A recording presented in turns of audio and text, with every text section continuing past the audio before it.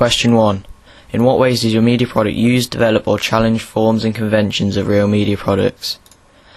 A convention used in nearly all magazines is keeping the fonts to a maximum of 2 or 3 throughout the whole of their magazine, not just one issue. They will keep these fonts throughout the entirety unless they decide to change their style and therefore change everything about the magazine.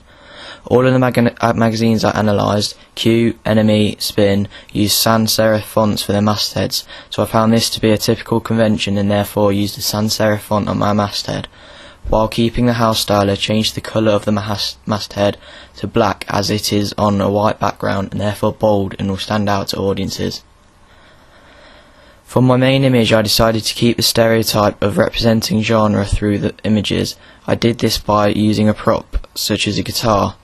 I also used direct address on my front cover, which is conventional and seen on all 3 front covers I analysed. This helps to create a relationship between the magazine and the reader. Another convention of magazines is anchoring the main cover line to the subject of the main image. This helps to link the image to the name of the article to people who aren't aware as to who the image is of, and for people who may want to find out more about them. I use this on my magazine as it would also have this effect on the audience. I developed this stereotype by adding a pull quote of something he says, which will enhance the relationship between the audience and the artist. I kept the house style the same throughout the magazine, including the contents page. This involved keeping the same colours and fonts. I also added the name of the magazine in the same font at the top of the page. This is another convention of magazines to increase brand awareness. Another convention I found was adding a caption to the images on the contents pages. These are usually fairly lengthy and used on almost all contents pages. I decided to challenge this slightly and keep the captions down to a few words instead of a few sentences. A vital convention used by magazines such as NME was subheads. This allows for easier navigation and an easy convention to incorporate into my magazine. Another convention that seemed to be quite common was the use of a subscribe box that included information on how to subscribe to the magazine if you haven't done so already.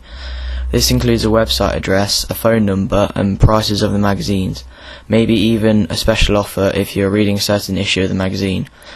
I liked this idea and thought it would increase revenue, and therefore I used it on my contents page. My main image on my contents page is behind the scenes look of my cover story shoot. I saw this as challenging convention, but it has been used in a magazine before. Most magazines use proper images of established artists to attract attention of the audience, but I decided to challenge this. A convention I found on 3 magazines I analysed, and also others, was that they used pull quotes on their double page. This is a good idea, as it will help to attract the reader to this page and give a small insight to the whole article if they don't want to read the whole of the text. I used this on my magazine and put it on a red background to make it stand out. I tried to also create an enigma to put in the pull quote that would entice the reader. Challenging a convention from the magazine I analysed, I kept my double page spread quite tidy and symmetrical. This helped the overall look of the magazine but goes against magazines of my genre. This will hopefully change up the way people read it without changing the house style. A typical convention used on all magazines I analysed was a byline that is almost a necessity of magazines. This helps the viewer retrieve information, if required, about the person who took the main image and wrote the article. I used a jumper at the top of my double page spread that helps the audience navigate easily. This is a convention used in all 3 of my magazines I analysed and is a simple method to make the magazine more user-friendly. Question 2. How does your media product represent particular social groups? My magazine represents a particular social group my product is aimed at, the indie social group, but incorporating different methods that contribute towards the general mise-en-scène. These different methods include giving my subject a guitar in the main image on the front cover and double page spread to make the images look relative to the genre. The attire of the subject also connotes that he plays a certain genre of music, which is also related to the genre of my magazine. A typical convention of the indie genre is to be reckless and not care about the consequences of their actions, such as Pete Doherty, who is constantly in the news. I took this into consideration with the main image, and the facial expression and dark lighting contributes to Ryan Haynes not caring. The dark colours of the main components also add to the feel of the indie genre. These dark colours continue onto the contents page and therefore keep the house style of the magazine. Suppose that my main subject does on a double-page spread connotes a convention of the indie social group being dangerous and hazardous to others around them as he holds the guitar in the gunpost. The swear words that I use in the article link back to the typical trait of indie music being offending and the artist not caring about what they do. Concerning ethnicity, due to the stereotypes in my genre I am predominantly aiming for, it would be aimed towards a more primarily white audience, as alternative indie and rock music is usually dominated by middle-aged white males. This leads on to the age I am trying to represent. I try to use my questionnaire to help aim my magazine towards a certain audience. I've done this using colloquial language in my article and not simplifying the language so it shows it would not be suitable for a younger age below teenagers. The images may attract an older audience as they don't seem as interesting to a younger audience due to young people not looking for inspiration as much as teenagers do. The genre of music I am writing about and the artists I'm labelling will hopefully attract a predominantly male audience due to indie music being dominated by the male sex. Question 3. What kind of media institution might distribute your media product and why? Due to the genre of my magazine and the type of magazine it is, I feel that the companies that distribute magazines such as NME and Q should be used to distribute my magazine. NME is distributed by IPC Media, whereas Q is distributed by Bauer Media Group. I use Q and NME in my textual analysis, so some ideas were incorporated into my magazine from these two companies. This will make my product more viable to be distributed by IPC or Bauer. I would also choose one of these two companies as they have experience in this genre of music and this specific field of product. They would be able to reach a wider audience and take my product global. This will increase sales and therefore increase profit for my company. Who would be the audience for your media product? My intended audience for my magazine considering age will be mid-teenager and upwards. When I completed my questionnaire, 94% of people willing to talk about it were over the age of 12. This gives me some guidance for the maturity of people willing to read my magazine. I'll create articles for people at a young age, while still considering the older age group. This will include writing about older bands such as Queen, but also newer bands such as the Kooks. The majority of people in my questionnaire were male, with them being 73% of people who responded. This correlates to the amount of male artists in the indie music industry at this moment in time. There are few female artists involved in the indie genre. As before though, I'll take into consideration the minority of females reading, and will try to include more female traits such as female artists or brighter colours, stereotypical to female. Considering ethnicity, when aiming my magazine towards specific groups, I will aim it more towards the white British community. This is due to the 60% of people who took the questionnaire. It also relates to the indie genre as there are few cultures in this genre, even fewer than the female gender in this genre. The different percentages of ethnicities could represent their total population of Britain, making white British the biggest ethnicity and therefore being the main ethnicity I'd want to aim my magazine towards. The class I aimed for would be related to the price of my magazine.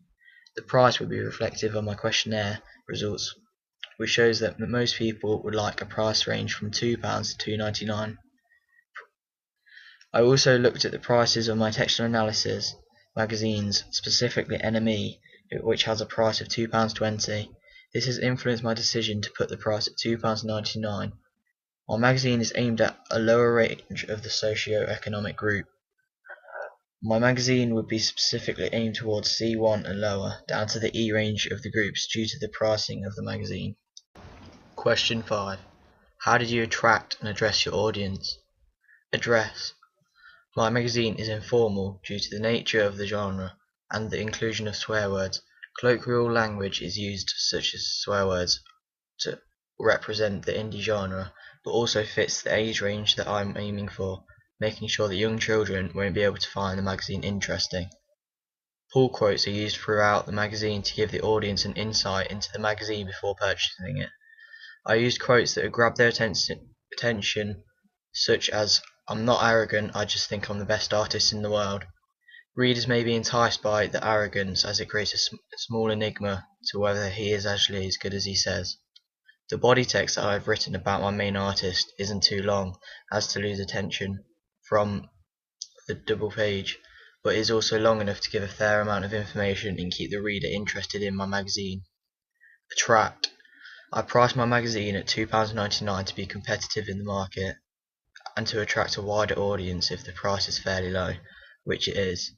I used a banner at the top of the page which states V Festival lineup, which is crossed with a contradiction shape saying revealed. This will hopefully attract the audience due to the colour change. I used unstereotypical colours for my main image.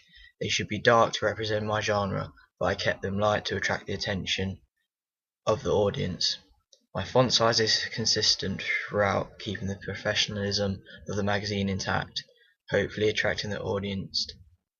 I used a subscription box on my contents page that uses the image of the front cover as a way of attracting a purchase. It will make it quicker for the reader to subscribe, and therefore may entice him or her to buy a constant subscription. Question 6. What have you learnt about technologies from the process of constructing this product? When making my magazine, I used technologies like the Apple Mac that I did everything on. Software on this Mac, such as Photoshop and the internet to get onto WordPress, was also used.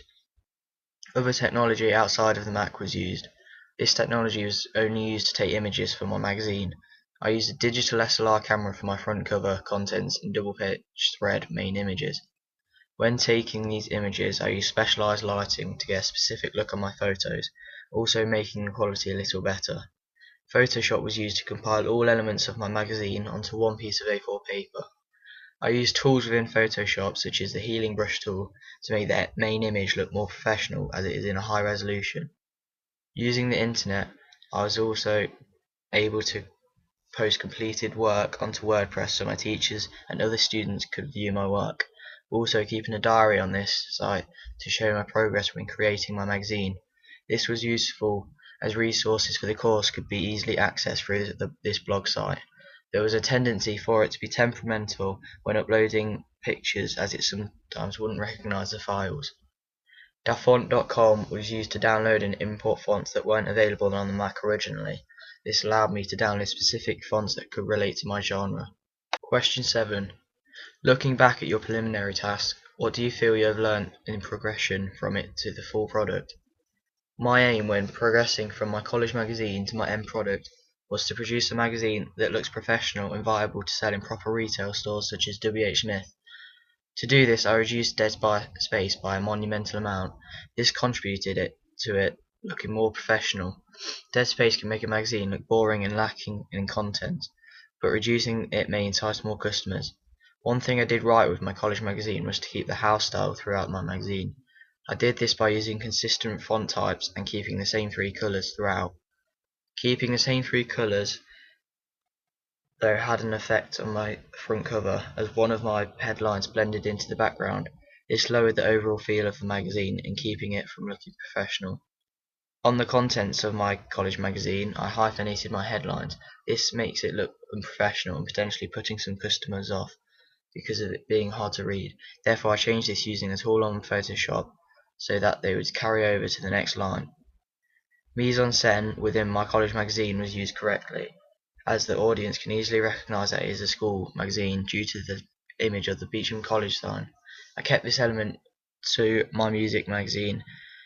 It is shown by using a guitar to represent the indie genre.